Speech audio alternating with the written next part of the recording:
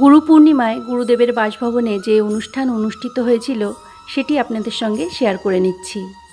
গুরু পূর্ণিমার আগের দিন সন্ধ্যাতেই সব সবজি আমানি করে নেওয়া হয়েছিল। গুরু পূর্ণিমার দিন সকালে অনেকেই এসেছিলেন দীক্ষা নেওয়ার জন্য। আরেক দিকে চলছিল ভোগ রন্ধন।